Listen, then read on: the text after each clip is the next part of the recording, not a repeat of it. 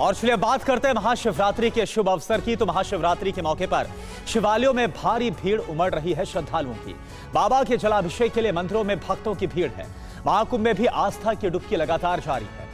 इधर प्रयागराज की बात करें तो त्रिवेणी में पवित्र स्नान कर रहे लोगों पर फूलों की बारिश हो रही है। बाबा विश्वनाथ में नागा साधुओं की पेशवाई निकली है। TV9 भारतवर्ष पर महाशिवरात्रि पर महा कवरेज जारी है। महाशिवरात्रि के मौके पर आज देश भर के शिवालयों में भारी भीड़ है। पीएम मोदी ने भी देशवासियों को महाशिवरात्रि की शुभकामनाएं दी हैं। पीएम मोदी ने एक वीडियो पोस्ट करते हुए कहा है कि सभी देशवासियों को भगवान भोलेनाथ को समर्पित पावन पर्व महाशिवरात्रि की असीम शुभकामनाएं। ये दिव्य अवसर आप सभी के लिए सुख, समृद्धि और उत्तम स्वास्थ्य लेकर आए, साथ ही विकसित भारत के संकल्प को सुदृढ़ करे, यही कामना है। हर हर महादेव। और एक और खास तस्वीर आपको दिखाते हैं। महाशिवरात्रि के मौके पर गोरखपुर में सीएम योगी आदित्यनाथ ने भगवान शिव का रुद्राभिषेक किया है।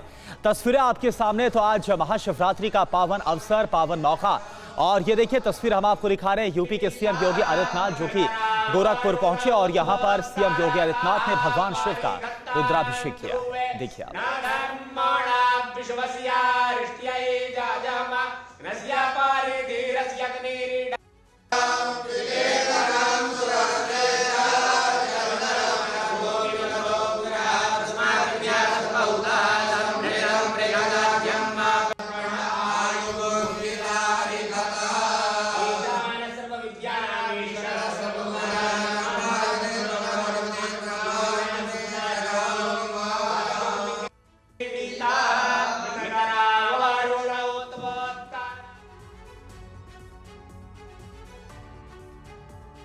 तो महाकुंभ की महाशिवरात्रि पर TV9 की मेगा कवरेज जारी है। हमारे साथ देखिए अलग अलग जगहों से हमारे संवाददाता भी जुड़ गए हैं।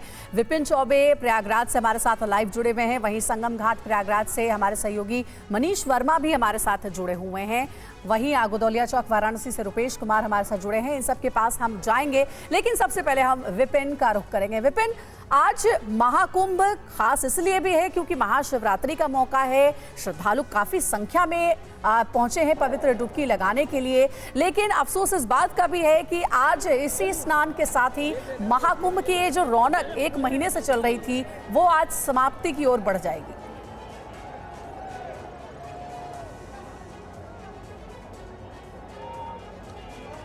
देखिए, प्रकृति का नियम है कि जो शुरू होता है उसका अंत जरूर होता है, और इसमें एक बड़ा संदेश भी छिपा हुआ है। 12 साल बाद ये अद्भुत मौका आया है, और इन विहंगम तस्वीरों के साथ मैं आपको बताता चलता हूं कि देखिए पूरे का पूरा घाट, पूरी गंगा जी, पूरा त्रिवेणी, पूरा संगम नोज श्रद्धालुओं से पटा पड़ा है। ये तस्वीर रात के 12 बजे से है और एक एक करके श्रद्धालु आ रहे हैं। जिस भी सुविधा से वो पहुंच पा रहे हैं, जितने भी कष्ट के साथ पहुंच पा रहे हैं, लेकिन आ जरूर रहे हैं, और चेहरे पर एक मुस्कान है, एक पॉजिटिविटी है कि हमें गंगा स्नान करना। और आप देखिए पूरा घाट पटा पड़ा हुआ है। आज का मौका बेहद खास। महाशिवरात्रि यूं तो हर साल आती है, बाबा महादेव की विवाह का दिन है, लेकिन आज 12 साल बाद ये मौका है जब आज के दिन यानी महाकुंभ के आखिरी दिन महाशिवरात्रि का ये अद्भुत संयोग है, और इसी संयोग में स्नान करने के लिए तमाम श्रद्धालु इस वक्त मौके पर आए हुए हैं। और सबकी चाहत यही कि त्रिवेणी पर सबका स्नान हो जाए, मोक्ष की प्राप्ति हो जाए, पापों का अंत हो, एक पॉजिटिविटी लेकर जाए और यहाँ से एक संदेश लेकर जाए। और पूरी दुनिया से जो सनातनी लोग हैं वो आज महाकुंभ आना चाहते हैं। बहुत सारे लोगों ने इन 46 दिनों में दर्शन पूजन किए हैं, स्नान किया है, लेकिन आज का दिन महत्व बहुत ज्यादा रखता है, और खासकर तब जब आज आखिरी दिन महाकुंभ का हो। और इस दिन बिल्कुल बहुत ही खूबसूरत तस्वीरें विपिन आप लगातार दिखा रहे हैं हमें संगम से। ये इतना बड़ा जनसमूह। और देखिए मनीष वर्मा भी इस वक्त हमारे साथ संगम घाट से प्रयागराज से लाइव जुड़े हैं। और जैसा विपिन बता रहे थे मनीष, यही सवाल, क्योंकि 2019 में अर्थ कुंभ के बाद ये 6 साल के बाद पावन अवसर आया है जब महाकुंभ की महाशिवरात्रि। तस्वीरें दिखाइए और श्रद्धालु क्या बोल रहे हैं, कितना उत्साह नजर आ रहा है। देखिए, श्रद्धालुओं में पूरी तरीके से उत्साह देखने को मिल रहा है। जो बचे हुए लोग थे वो भी आज महाकुंभ के अंतिम दिन महाशिवरात्रि के मौके पर प्रयागराज पहुंच रहे हो, जहां पर त्रिवेणी संगम में गंगा स्नान करके पुण्य की कामना के साथ वो अपने घरों की तरफ वापस जा रहे हैं। ऐसे बहुत सारे लोग, सैकड़ों, हजारों, करोड़ों की संख्या में लोग यहाँ इस वक्त चले आ रहे हैं। लगातार लोग आ रहे हैं। हालांकि जैसा कि पिछले कुंभ की हम बात करें कि चाहे 2019 का हो, 2013 का महाकुंभ रहा हो, ऐसी भीड़, ऐसा जनसैलाब उस समय भी नहीं दिखाई दिया था। लेकिन इस बार के महाकुंभ में ये जनसैलाब महाकुंभ के आखिरी मौके पर भी वैसा ही उत्साह और वैसा ही जनसैलाब यहाँ पर दिखाई दे रहा। तमाम श्रद्धालु लगातार यहाँ आ रहे हैं। हमारे साथ भी कुछ लोग यहाँ मौजूद। जी बताइए कि कैसा लग रहा है आप लोग? बहुत अच्छा लग रहा है, बहुत अच्छा लग रहा है। जोगी जी ने बहुत अच्छा। कहाँ से आई हैं? दिल्ली से आए हैं गंगा स्नान के लिए। हाँ जी। आज भोलेनाथ का दिन है, पूरे उत्साह के साथ, आस्था के साथ आप लोग दिखाई दे रहे हैं। हाँ जी। जी बताइए कैसा लग रहा है यहाँ? बहुत अच्छा लग रहा है, बहुत अच्छा इंतजाम है। हम दिल्ली से आए हैं और मेरा नाम आरती ठाकुर है। जी जी बताइए। हाँ जी, हम दिल्ली से आए, बहुत अच्छा लग रहा है। योगी की जय, मोदी की जय। तमाम श्रद्धालु जो यहाँ मौजूद हैं उनके अंदर लगातार उत्साह देखने को मिल रहा है, चाहे वो बच्चे हो, महिलाएं हो, बुजुर्ग है। जी बताइए कि कैसा लग रहा है यहाँ पर? बहुत आनंदमय लग रहा है, सबको देखकर ऐसा। दिल्ली से आए हैं और इतनी सुव्यवस्था है यहाँ पे। बिल्कुल, तो विपिन और मनीष हमें दिखा रहे थे कि प्रयागराज में महाकुंभ की रौनक आज की कैसे देखते बन रही है, लेकिन काशी में भी बहुत ज्यादा रौनक है क्योंकि काशी भोले बाबा की नगरी है और वहां से सुबह से ही रुपेश कुमार हमारे सहयोगी अलग अलग तस्वीरें हम उनके माध्यम से देख पा रहे हैं, वो हमें भेज भी रहे हैं। रुपेश, इस वक्त वहां पर क्या चल रहा है? अलग अलग राज्यों से दूर दूर से श्रद्धालु पहुंचे हुए हैं महाशिवरात्रि के पावन मौके पर काशी विश्वनाथ के दर्शन के लिए। जी अब बिल्कुल देखिए, काशी विश्वनाथ के दर्शन के लिए दूर दूर से, पूरे देश से, पूरा भारत आपको यहाँ पे दिखेगा और देर रात से ही यहाँ पर कतारें लग गई हैं। और देखिए कतार यहाँ पर आप देखिए कई किलोमीटर से यहाँ पर कतार, और ये 4 नंबर जो प्रवेश द्वार है वहाँ की तरफ जाने के लिए ये कतार लगी हुई है। जिन्होंने दर्शन पा लिया है वो खुश होकर के, और महादेव के दर्शन हो गए, बहुत बढ़िया दर्शन हुए, एकदम शानदार। देखिए अब जिनको है प्रशासन की व्यवस्था बहुत सराहनीय है और मेला के सभी जितने भी दर्शनार्थी समय आ रहे हैं सबके लिए चारों तरफ से सुदृढ़ व्यवस्था की गई है। सब लाइन और जिनको दर्शन की उम्मीद में जो कतार में लगे हुए हैं, ये कब से लगे हैं? हम लोग 2:45 बजे से, 2:45 6 बजे का सुबह, अभी तक दर्शन नहीं हुआ। बोला व्यवस्था से कराए 2 बजे से। 12 बजे रात से लाइन लगा अभी दर्शन करके तुरंत निकल रहा हूँ मैं। 12 बजे रात से? 12 बजे रात से दर्शन मिल गए? जी, बहुत अंदर। कुछ लोग हैं जिनको दर्शन मिल गया है, कुछ लोग हैं जो दर्शनार्थी दर्शन की उम्मीद में यहाँ पर, और ये कतार देखिए। हालांकि सुबह 6 बजे से 9 बजे तक जो नागा साधु हैं उनकी पेशवाई यहाँ पे हुई, अद्भुत दृश्य था यहाँ पर। कहाँ से आए बाबा? सर हरियाणा से आए, रेवाड़ी डिस्ट्रिक्ट से, रेवाड़ी डिस्ट्रिक्ट से आए। देखिए रात से ही यहाँ पर कतार में लगे हैं, लेकिन नारे हर हर महादेव, हर हर महादेव थक गए हैं या पता नहीं है? आंध्रा से आया, तेलुगु आंध्रा से वाला, आंध्रा से आया, आंध्र में आएगा। कलकत्ते से आया हूँ, 12 बजे लाइन लगाया हूँ, अभी निकले दर्शन करके, बहुत दर्शन हो गए, बहुत अच्छे से हो गए। हर हर हर महादेव। कर्नाटक से, आंध्रा से आया। हर हर महादेव। हर हर महादेव। कहाँ से आए हो? कुनिगल से, कर्नाटक से आया। कर्नाटक कुनिगल से आए। अयोध्या में जो दर्शन का व्यवस्था है वो बहुत बढ़िया है। यहाँ पर ये जो व्यवस्था है लोगों को समझ में नहीं आ रहा है कहाँ से खड़े होना है, कहाँ पे जाना है। लोग बाहर से कई परेशानियां भी हैं, लेकिन उन परेशानियों के इतर लोग बस हर हर महादेव के नारे यहाँ पे लगा रहे हैं। कहाँ से आए हो आप? हम आए कालिम्पोंग से, बंगाल। और बिल्कुल देखिए हर हर महादेव का जय घोष उद्घोष हर तरफ सुनाई दे रहा है। और चलिए उज्जैन का रुख करते हैं और महाकाल के दर्शन करवाते हैं आपको। शुभम गुप्ता हमारे साथ लाइव जुड़े हुए। शुभम, कुछ वक्त पहले यहाँ पर मुख्यमंत्री डॉक्टर मोहन यादव भी पहुंचे हुए थे, उन्होंने भी दर्शन पूजन किया है, और अब आप हमें दर्शन कराइए, जो दर्शक है उन्हें दिखाइए कि कैसी तस्वीरें हैं वहां की। बिल्कुल, देखिए कुछ देर पहले ही हमने TV9 भारतवर्ष के तमाम करोड़ों दर्शकों को बाबा महाकाल के दर्शन करवाए, मगर अब हम आपको दूसरी तस्वीर दिखाते हैं। ये टॉप एंगल व्यू इस महाकाल महालोक कॉरिडोर का आप देख रहे हैं, जहां पर लाखों की तादाद में श्रद्धालु आज बाबा महाकाल के दर्शन करने के लिए पहुंचे हुए हैं। और देखिए कि इस तरह की भीड़ श्रद्धालुओं का जो रेला है वो रात के 2-3 बजे से ही हमें देखने को मिला है, क्योंकि 2:30 बजे तो भस्म आरती अब शुरू हो जाती है, जिसका समय परिवर्तित किया गया है। पहले ये आरती 4 बजे के बाद शुरू होती थी, तो उस 2:30 बजे की बाबा महाकाल की की आरती में शामिल होने के लिए श्रद्धालु देश के कोने कोने से आए। हालांकि कुछ चुनिंदा लोग जिनको सौभाग्य होता है वही उस आरती में शामिल हो पाते हैं, मगर फिर भी लगातार आज महाशिवरात्रि के मौके पर बाबा महाकाल के किसी भी तरह से दर्शन हो जाए, इसीलिए श्रद्धालु यहाँ पर आए हुए हैं। व्यवस्थाओं की जो बात हम कर रहे हैं वो चीज़ हमने देखने को मिली है कि जितने भी श्रद्धालुओं से हमने बातचीत की उन्होंने कहा कि देखिए भीड़ ज़रूर है मगर व्यवस्था अच्छी है। जब से ये कॉरिडोर बना है महालोक कॉरिडोर, उसके बाद से यहाँ पर व्यवस्थाएं बिल्कुल सुगम हुई है और उसी के चलते जितने भी भक्त आ रहे हैं बारी बारी से दर्शन कर रहे हैं। मुख्यमंत्री मोहन यादव आए, प्रोटोकॉल लगा, उसके बावजूद भी किसी तरह की कोई अव्यवस्था नहीं हुई। लगातार बाबा महाकाल के दर्शन होते रहे और अब भी ये जारी है। 42 घंटे तक लगातार बाबा महाकाल के दर्शन कर सकेंगे और ऐसे में श्रद्धालुओं के लिए खास व्यवस्थाएं की गई है। उनके बैठने के लिए अलग से व्यवस्था है कि अगर आप लंबी भीड़ में लगातार बहुत देर तक खड़े हुए तो उसके लिए व्यवस्था है। तो ये बिल्कुल क्राउड मैनेजमेंट को लेकर के हर जगह जो है वो तैयारी जो है वो पूरी दिख रही है पुलिस प्रशासन की ओर से। अयोध्या का रुख करते हैं, रजनीश हमारे साथ वहां से जुड़ रहे हैं। और रजनीश, हम देख पा रहे हैं कि लगातार श्रद्धालुओं के आने का सिलसिला जो है वो जारी है, भीड़ बढ़ती जा रही है जैसे जैसे दिन आगे बढ़ रहा है। अयोध्या में किस तरीके का हुजूम लोगों का देखने को मिल रहा है, क्योंकि हमने देखा कि महाकुंभ की जब से शुरुआत हुई अयोध्या में उतनी ही भीड़ देखने को मिल रही थी। कुंभ स्नान के बाद यहाँ पर भारी संख्या में श्रद्धालु पहुंच रहे थे।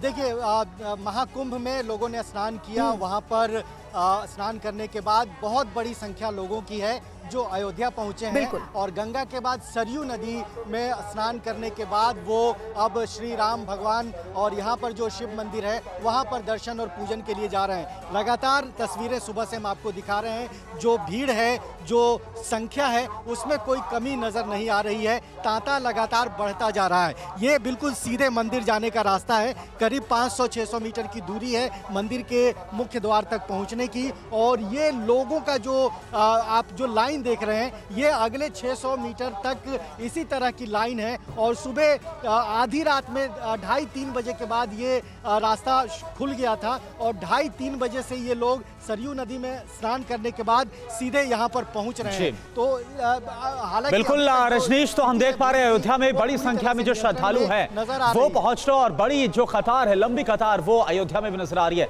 हमारे साथ हमारे तमाम संवाददाता जुड़े हुए हैं, लगातार हमारी जो कवरेज है वो जारी है। लेकिन इस बीच आपको बताएं कि महाशिवरात्रि के मौके पर वाराणसी में निरंजनी अखाड़ा के महामंडलेश्वर स्वामी कैलाशानंद गिरी से हमारे संवाददाता रुपेश कुमार ने बात की है। आप देखिए ये बातचीत। आज महादेव के कारण, महादेव के कृपा के कारण यह कुंभ पूरी दुनिया में सनातनियों के घर घर में गया और सभी सनातनियों के मन में इस कुंभ के लिए एक विशेष श्रद्धा जागृत हुई। और उसके लिए सबसे पहले महादेव वंदन के पात्र हैं,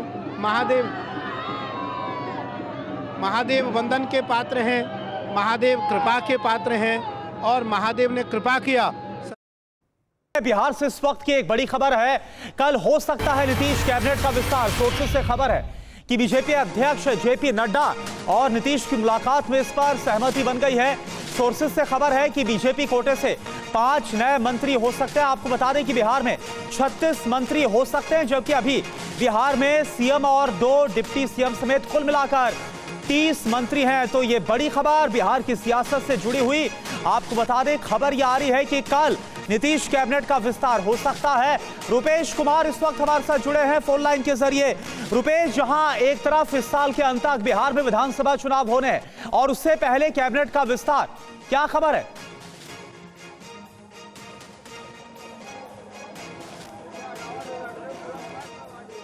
रुपेश, आप तक अगर आवाज पहुंच पा रही है तो क्या जानकारी मिल रही है कैबिनेट विस्तार को लेकर?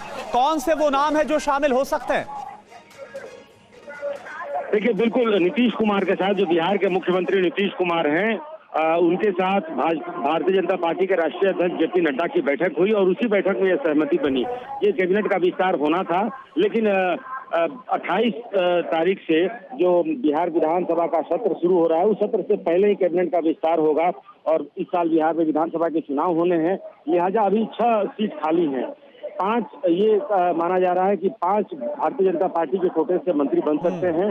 कुछ मंत्रियों की छुट्टी भी हो सकती है नीतीश कैबिनेट से, कुछ पद छोड़ सकते हैं, जैसे दिलीप जायसवाल जो कि बिहार सरकार में मंत्री भी हैं और वो भारतीय जनता पार्टी के प्रदेश अध्यक्ष भी हैं। लिहाजा एकल पद के हिसाब से वो प्रदेश अध्यक्ष रहेंगे, लेकिन वो मंत्री पद छोड़ सकते हैं। उसी तरह से जो पार्टी के अंदर चर्चा है कि जातीय समीकरण को भी साधने की कोशिश होगी।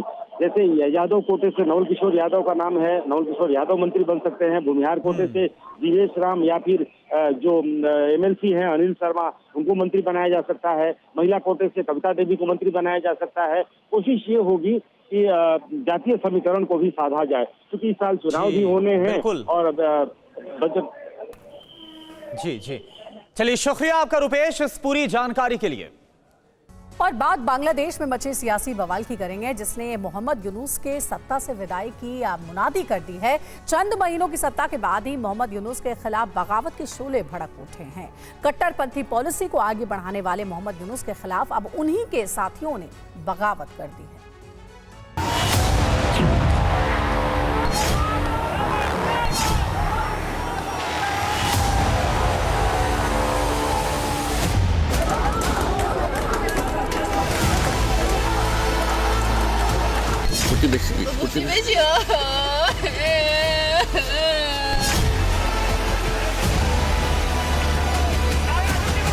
नाहिद इस्लाम का ये ऐलान यूनुस सरकार के सत्ता से जाने का काउंटडाउन है।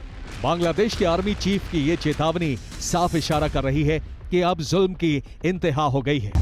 बांग्लादेश में बगावत बवाल के बाद बदलाव का सियासी शंखनाद हो गया है।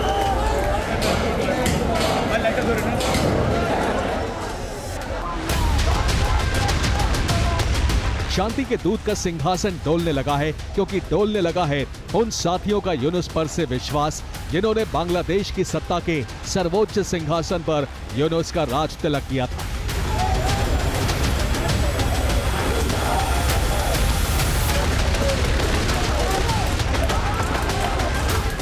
आज की तारीख में बांग्लादेश में ये चेहरा किसी परिचय का मोहताज नहीं। ये कोई और नहीं बल्कि शेख हसीना के खिलाफ जंग का वो सेनापति है जिसने दशकों से बांग्लादेश की सत्ता पर काबिज शेख हसीना सरकार को उखाड़ फेंका। नाम है नाहिद इस्लाम।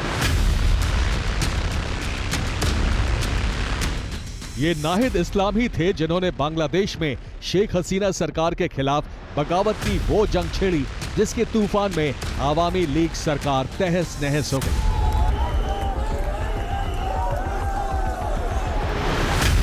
शेख हसीना के जाने के बाद नाहिद ने पूरे विश्वास के साथ मोहम्मद यूनुस के हाथों में सत्ता सौंपी थी। उन्हें विश्वास था कि यूनुस बांग्लादेश को एक बेहतर और सुंदर देश बनाएंगे, लेकिन ऐसा हो न सका।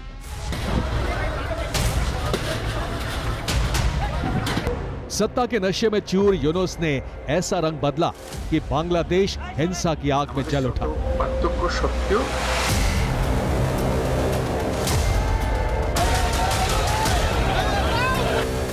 अल्पसंख्यक खासकर हिंदुओं पर कट्टरपंथी जमात ने ऐसा जुल्म ढाया कि पूरी दुनिया बांग्लादेश का हाल देखकर सहम उठी।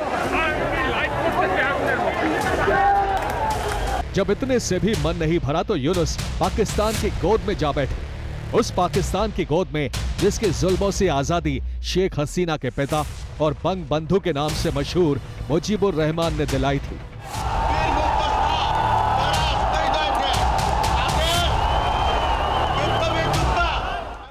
जैसे ही पाकिस्तान का बांग्लादेश में दखल बढ़ा, एक प्यारा सा देश कट्टरपंथियों का वो अड्डा बन गया जिसने बांग्लादेश के दामन को रक्त रंजित कर दिया।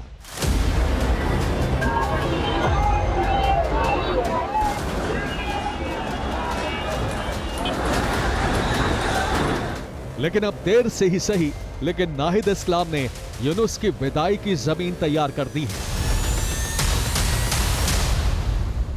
नाहिद इस्लाम ने यूनुस सरकार के खिलाफ जंग का ऐलान कर दिया है और इसकी शुरुआत उन्होंने मंत्री पद से इस्तीफा देकर की।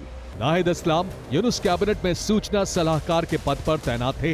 नाहिद यूनुस सरकार के कामकाज से नाराज चल रहे थे। साथ ही आरक्षण के मुद्दे को लेकर भी यूनुस सरकार से उनकी नाराजगी थी।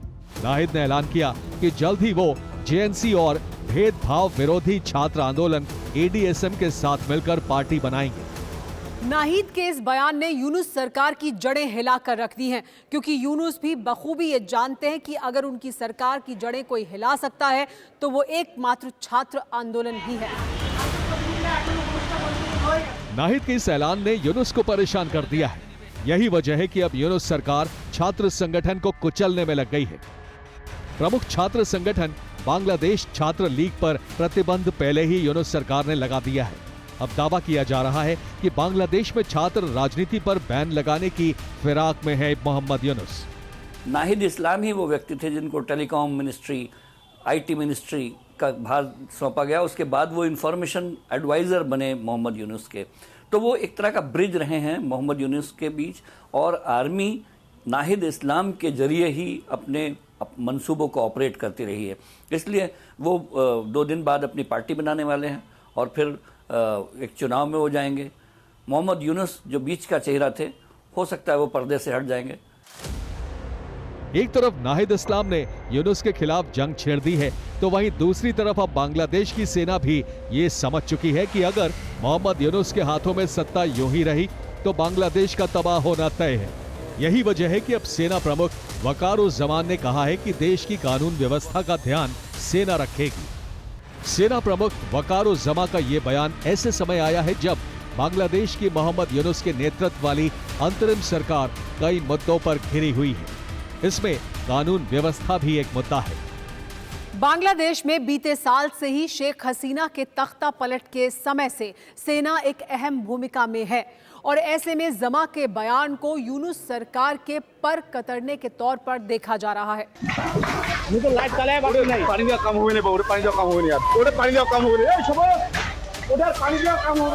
पूरा बांग्लादेश जल रहा है।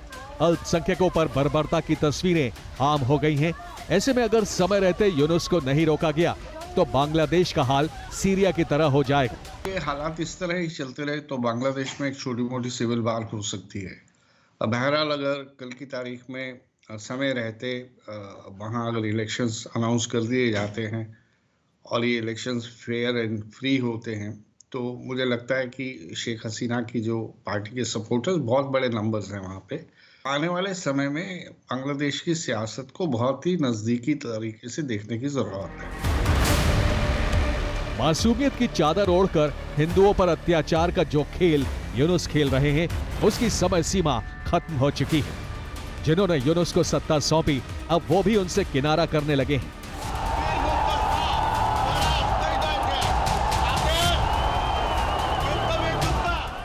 बांग्लादेश में हिंदुओं पर अत्याचार के मामले पिछले साल अगस्त से बदस्तूर जारी है। Bangladesh Hindu Buddhist unity council के आंकड़ों पर गौर करें तो 5 अगस्त 2024 से लेकर 31 दिसंबर 2024 तक बांग्लादेश में हिंदुओं की हत्या के 32 केस दर्ज हुए। बलात्कार और महिलाओं से उत्पीड़न के कुल 13 मामले सामने आए। वहीं पूजा स्थलों पर हमले और तोड़फोड़ की 133 घटनाएं सामने आई। वहीं हिंदुओं के घर दुकानों पर हमले और लूटपाट की 1868 घटनाएं सामने आई।